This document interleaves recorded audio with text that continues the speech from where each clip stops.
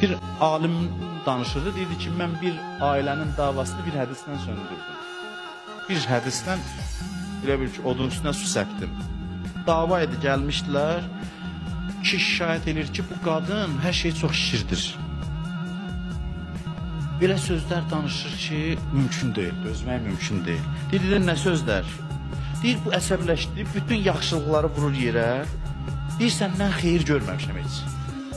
Heç səndən mən gün görmədim, bir xoş gün yaşatmadın mənə. Bu da mənə əsəbləşdirir ki, bu qədər nankörlük olmaz axı məsələn. Qadınlar əsəbləşən vaxtı mübaliğəyə yol verir. Mübaliğə nədir? Şişirtməyə yol verir. Hətta bu səhv eləmirəmsə bu söz hədislərdə gəlib ki, deyirlər ki, bir dənə məsələn səhv görür, deyir səndən heç bir xeyir görməmişəm. O deyir qadınlara xas xüsusiyyətdir.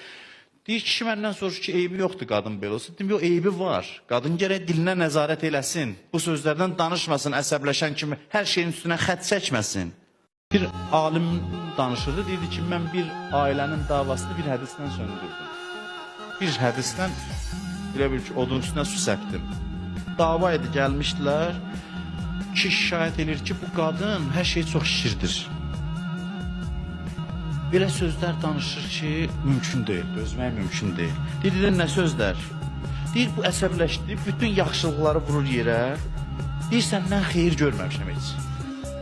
Heç səndən mən gün görmədim, bir xoş gün yaşatmadın mənə. Bu da mənə əsəbləşdirir ki, bu qədər nankörlük olmaz axı məsələn. Qadınlar əsəbləşən vaxtı mübaliğəyə yol verir. Mübaliğə nədir? Şişirtməyə yol verir.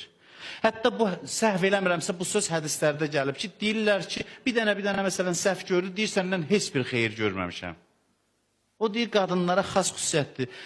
Deyir kişi məndən soruşur ki, eybi yoxdur qadın belə olsa. Deyim, yox, eybi var. Qadın gərək dilinə nəzarət eləsin. Bu sözlərdən danışmasın, əsəbləşən kimi hər şeyin üstünə xət çəkməsin.